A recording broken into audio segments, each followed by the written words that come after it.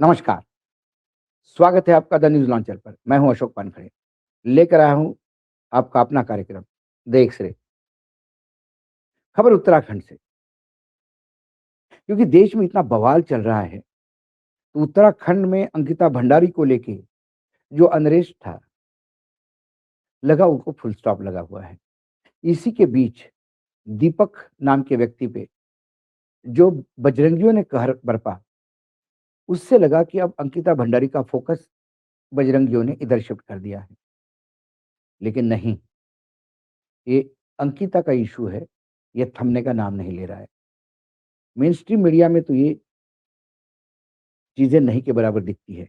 लेकिन जो रिपोर्ट आई है उत्तराखंड के, वो रिपोर्ट दिल्ली के लिए चिंता ज़रूर बढ़ाएगी। क्योंकि डिमांड महापंचायत की हज़ारों के तादाद में महापंचायत में लोग बैठे और डिमांड है कि सीएम इस्तीफ़ा दे, पुष्कर सिंह धामी इस्तीफ़ा दे, महासचिव को निकालो। मोदी एंड कंपनी के खिलाफ हज़ार लोगों की पंचायत।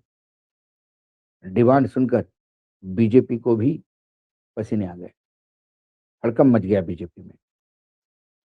क्या हुआ?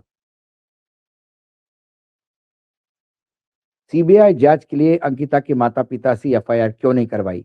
महापंचायत ने सरकार से किए 5 सवाल। देहरादून में महापंचायत बुलाई गई। इसमें अंकिता के माता-पिता भी पहुंचे। सरकार से 5 सवाल उठाए गए। आरोप लगाया गया कि सीबीआई जांच के लिए अंकिता के माता-पिता से एफआईआर दर्ज ना कराना वीआईपी को बचाने के लिए है क्या? अंकिता न्याय यात्रा संयुक्त संघर्ष मंच ने रविवार को परेड ग्राउंड के बाहर महापंचायत आयोजित की। इसमें वक्ताओं ने अंकिता के माता-पिता की तरफ से केस दर्ज करके वीआईपी का खुलासा और उसकी गिरफ्तारी करने की मांग उठाई। महापंचायत में अंकिता भंडारी के माता-पिता शामिल थे।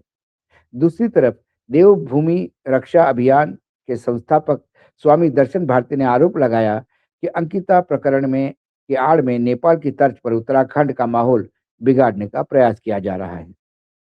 ये करेंगे, इस पे भी बात करेंगे हम। एक्स-रे में देखेंगे इसको, क्या दिख रहा है। पूर्व मुख्यमंत्री हरीश रावत ने कहा कि अंकिता अपने परिवार की गरीबी दूर करने की उम्मीद से रिसोर्ट में नौकरी करने गई थी। रावत ने एफआईआर दर्ज करने में देरी, साक्ष्य नहीं जुटा पाने को लेकर सवाल उठाए। उन्होंने कहा कि आखिर सीबीआई जांच के लिए सरकार ने माता-पिता की ओर से एफआईआर दर्ज क्यों नहीं करवाई? सीपीआई माले के इंद्रेश मैखुरी ने अंकिता की हत्या की तुलना एप्स्टीन फाइल्स की साथ की। इसके बाद उत्तराखंड महिला मंच के पदाधिकारी कमला पंत, निर्मला बिष्ट ने भी विचार रखे। अंकिता के पिता वीरेंद्र सिंह भंडारी ने कहा कि सीबीआई की जांच सुप्रीम कोर्ट के जज की निगरानी में होनी चाहिए। उन्होंने कहा कि जब मेरी बेटी नहीं झुकी, तो मैं कैसे झुक सकता हूं? मंच पर मौजूद रहने के दौरान अंकिता की मां सोनी देवी के आंसू छलकते रहे। जस्टिस फॉर अंकिता मंच श्रीनगर की रेशमा पवार, महिला किसान अधिकारी मंच उधम सिंह नगर की हीरा जंगपागी, उत्तराखंड महिला मंच नैनीताल की बसंती पाठक, राज्य आंदोलनकारी उषा भट्ट और भारत ज्ञान विज्ञान समिति की उमा भट्ट ने पंच की भूमिका निभाई। यहाँ पे आना पड़ा क्योंकि कई लोगों में ये भ्रम था कि 7 तारीख जो हम देहरादून मुख्यमंत्री से मिले तो कई लोगों का ये भ्रम था कि माता पिता बिक चुके हैं, न जाने क्या उनका आपस में समझौता हुआ। लेकिन मैं ना समझौता करने में ना बिकने वाले में नहीं हूँ, क्योंकि मैं चलो आप जनता से मैं तो जैसे भी झेल लूंगा, लेकिन उस बच्ची की आत्मा क्या बोलेगी? जो बच्ची उनके आगे वीआईपी के आगे झुकी नहीं, तो मैं कैसे झुकूं? तो यहाँ पे हमारा दोनों का स्वास्थ्य भी गड़बड़ चल रहा है, तो मतलब मेरी आंख में दर्द है। दूसरी ओर देवभूमि रक्षा अभियान के संस्थापक स्वामी दर्शन भारती ने कहा, अंकिता भंडारी के हत्याकांड के आड़ में कुछ लोग प्रदेश का माहौल खराब करने का काम कर रहे हैं। उन्होंने कहा कि मामले की सीबीआई जांच चल रही है, चाहे वीआईपी हो या कोई ताकतवर हो, नहीं बचेगा। देश की जनता को सीबीआई पर पूरा भरोसा है। प्रेस क्लब में आयोजित पत्रकार वार्ता के दौरान उन्होंने आशंका जताई कि कुछ स्वार्थी तत्व उत्तराखंड के युवाओं को नेपाल की तर्ज पर भड़काकर राज्य में अराजकता फैलाना चाहते हैं। स्वामी दर्शन भारती ने कहा कि अंकिता हत्याकांड के दोषी जेल में सजा काट रहे हैं। उन्होंने खुलासा किया कि हाल ही में जब इस मामले में वीआईपी को लेकर नई बातें सामने आई, तो उन्होंने उर्मिला सनावर को सुरक्षित रूप से जनता के सामने लाया। उन्होंने स्पष्ट किया कि यदि उर्मिला के साथ कुछ अनहोनी हो जाती है, तो साक्ष्य मिटाने के आरोप लगते और प्रदेश में अशांति फैल जाती थी। ये जो स्वामी जी है, दर्शन भारती है, सरकारी स्वामी है। अब उनका कहना है कि कुछ स्वार्थी लोग अंकिता भंडारी की लड़ाई में स्वार्थी लोग कैसे हो सकते हैं? क्या ये स्वामी जी बता सकते हैं, दर्शन स्वामी, जब अंकिता की हत्या हुई, तब वही कमरा क्यों तोड़ा गया जिसमें अंकिता के साथ कुछ गलत काम हुआ? वहाँ के गद्दे क्यों जलाए गए, क्यों पानी में फेंके गए? किस साक्ष्य को मिटाने की बात हो रही थी? तब भी दबी जुबान में बार-बार इस बात को कहा जाता था कि कोई वीआईपी है और वीआईपी के लिए काम हो रहा था। लेकिन वीआईपी कौन ये पता नहीं था। पुलिस ने उस रिज़ॉर्ट के मालिक के बेटे आर्य को और उसके 2 कर्मचारियों को जेल करवा दी। लेकिन बेसिक इश्यू वही रहा कि वो लड़का किन-किन बड़े नेताओं को वहाँ सुविधा देता था।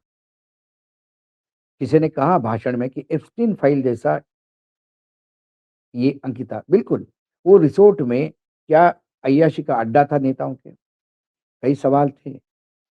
फिर एक दिन एक उर्मिला सनावर, एक पूर्व विधायक की पत्नी, उसने खुलकर बहुत सारी बातें एविडेंस के साथ दी और उसमें बड़े-बड़े लोगों के नाम आए।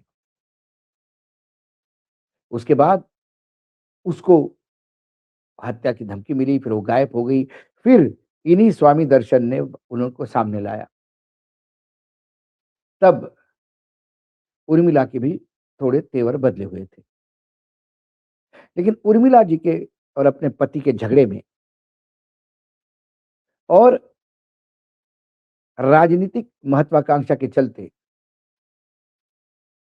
कई चीज़ें खुल के सामने आई और जब नाम सामने आए, तो हड़कंप मच गया। भाई एक जनरल सेक्रेटरी गौतम साहब है, उनका नाम आया, कई लोगों के नाम आए। अब उसको लेकर सीबीआई की इंक्वायरी की डिमांड हुई, लेकिन स्पेसिफिकली ये कहा गया था, सीबीआई की जो इंक्वायरी है, वो किसी सुप्रीम कोर्ट के रिटायर्ड जज के निगरानी में होगी। धामी जी ने सब कुछ करने के बाद ऐसा प्रतीत करवाया कि इसके माता-पिता खुश हैं, इनकी डिमांड पूरी हो गई और सीबीआई की इंक्वायरी ऑर्डर हो गई। ना जज औ का कोई रेफरेंस था, लेकिन सीबीआई जिस एफआईआर पे इन्वेस्टिगेशन करेगी, वो एफआईआर एक पर्यावरणविद जोशी जी के द्वारा लगाया हुआ था। उस एफआईआर की भाषा ही ऐसी थी, जिसमें कहीं वीआईपी का ज़िक्र नहीं था। तो ये फिर से इस वीआईपी को बचाने की एक एक्सरसाइज़ थी। ये स्टेट सपोर्टेड एक्ट था। उसके माता-पिता से एफआईआर क्यों नहीं करवाई? और ये जब सारा सीबीआई इंक्वायरी के बाद भी जब ये मामला सामने आया, तो ऐसे कई सवाल हैं जिसके ये दर्शन बाबा जो है, वो तथाकथित जो सरकारी बाबा है, जो कहते हैं कि देवभूमि में अशांति फैला रहे हैं। देवभूमि में तो ये राक्षस आके वैसे ही लड़कियों की इज्जत लूट के अशांति फैला रहे थे। कौन थे जो लगातार उस रिसोर्ट की सुविधा ले रहे थे? ऐसे और कितने रिसोर्ट्स हैं जहाँ नेताओं को सुविधा मिलती है और गरीब लड़कियों की इज्जत लूटी जाती है? बहुत सारी बातें हैं। जब एक्स-रे से देखते हैं, तो सरकार की तरफ से बचाव तंत्र भी आता हुआ दिखाई देता है। सरकार कहीं न कहीं बच रही है। किन बड़े मछलियों को सरकार बचाने का प्रयास कर रही है। बहुत सारी बातें हैं। एक्स-रे से देखता हूँ, तो लगता है कि उत्तराखंड का ये जो बवाल है, ये थमा नहीं। ये महापंचायत की जो डिमांड है, इस डिमांड पे सरकार क्या बोलती है, अभी सरकार की तरफ से कोई रिएक्शन नहीं आई। उस रिएक्शन के बाद ही अगली रणनीति महापंचायत तय करेगी। आज एक्स-रे में इतना ही। कल फिर आता हूँ किसी विषय के साथ। तब तक के लिए नमस्कार। देखते रहिएगा द न्यूज़ लॉन्चर।